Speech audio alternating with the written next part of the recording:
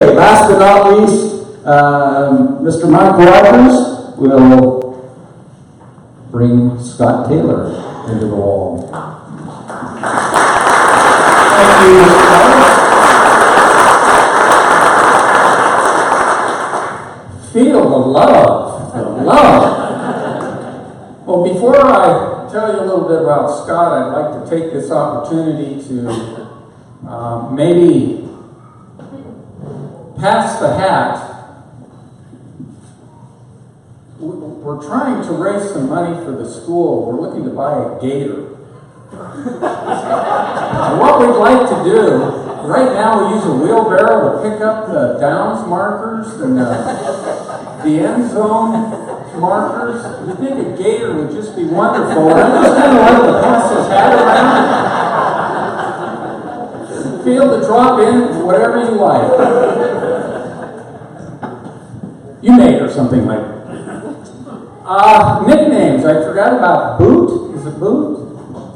Well, there's 3 nicknames I'd like to bring up to you. One is Crow, and that's Scott. And we're not really sure how that nickname originated. It was either he was in a basketball tournament and he had to have it was an Indian tournament and he had to have a tribal affiliation, so he said he was Crow.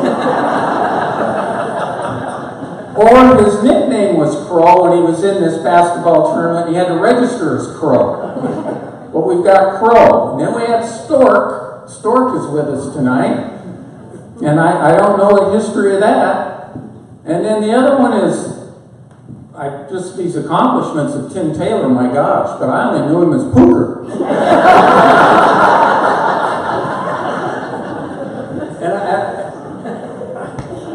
And I don't know if that had to do with your blazing speed or what. Want the real story? Yes.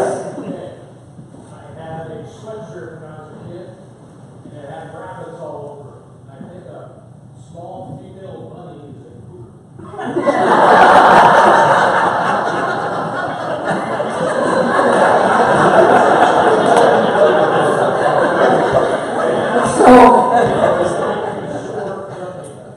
My question then would be, have those nicknames left South Bend? Are they? And I know why his name's Stork. Ah. The only 6'7" guy in the world that couldn't dump him.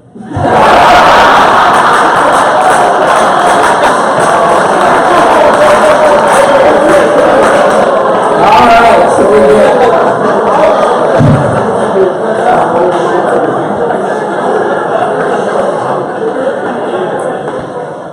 So was I fairly accurate on Crow? No. I always thought he was a scavenger. It has to do with when I was running, I was so skinny, if I turned sideways, it disappeared. All right. Well, that leads us into a 6'1" miler that obviously was tremendously talented. If you ran track at South Bend in the 60s, you ran in lanes really depending on if the tide was in or out. Lanes 7 and 8 were usually always flooded, and lane 1, if the tide was in, you'd get some flooding there. And then as far as in those days, you picked how you got events. Coach Weisel would put a practice schedule up in it was the old grandstands, and he'd have the practice schedule, and it usually began with like 4 pickup laps, which was sprint the straightaways, jog or walk the corners, do 2 200s, do 220s, do a couple 440s, go practice sprints, your starts, and then go work in your field events. And then you have these guys that they just march to a different drum. They like to run. And then their workout would be pickup laps, 10 440s, a couple 800s, So us guys would be the guys who didn't want to do all of that. I mean, we're leaving in our cars and then looking back and seeing these guys still running. And I remember watching Scott.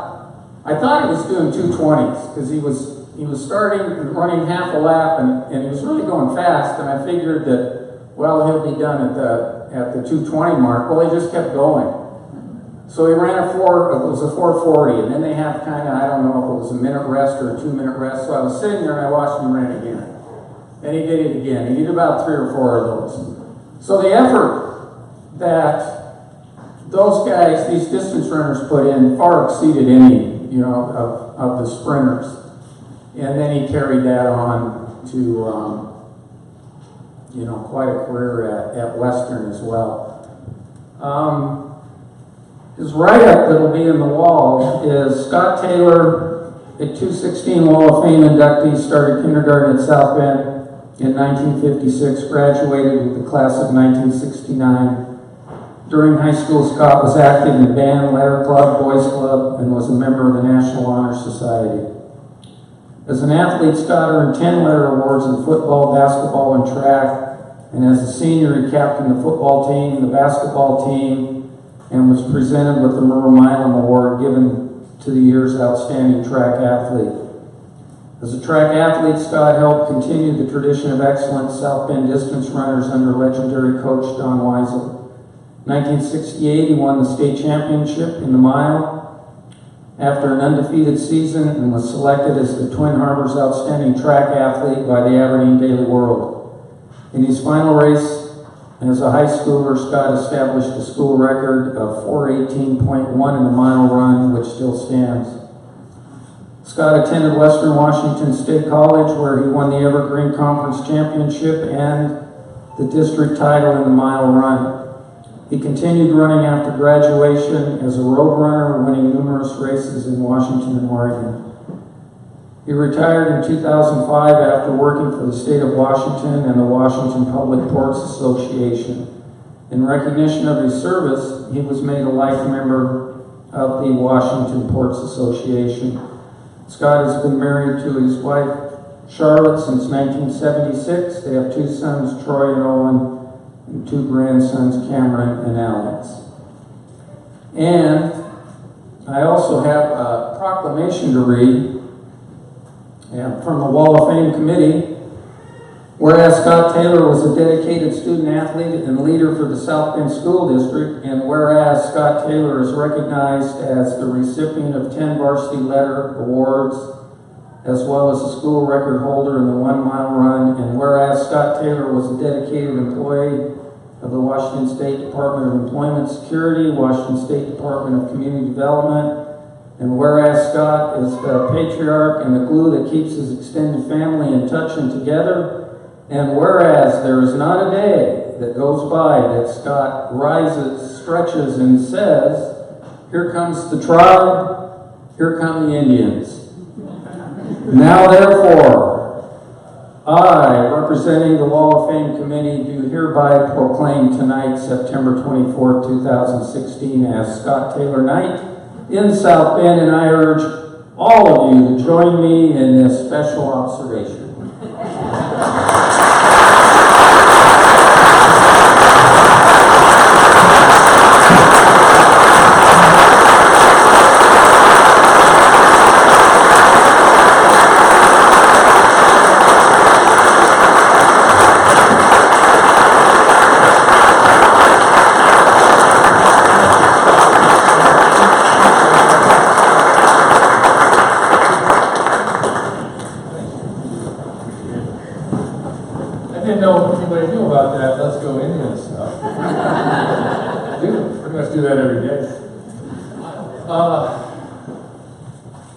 Also, I'd like to know when this is going to stop. No matter where I go for the last 20 years, to the tournament or something, and I introduce myself, I say I'm Scott Taylor, they're always saying, "Oh, you're Tim Taylor's brother." The truth is, he's my brother.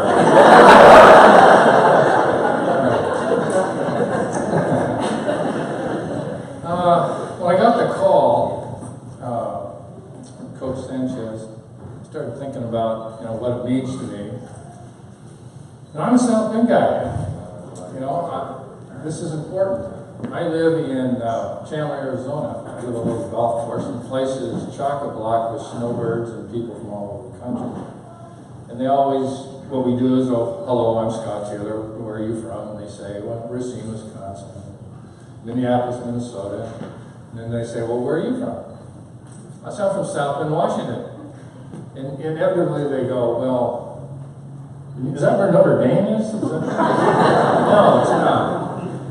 And frankly, I'll be honest with you, I feel sorry for them. I do, because most of them don't have this. This is really special. I started thinking about when I first started to feel like I was a South Bend guy, and I remembered it was about 1955. We just moved up from Oregon, and I guess my folks were moving back and forth, and I was staying with my grandmother.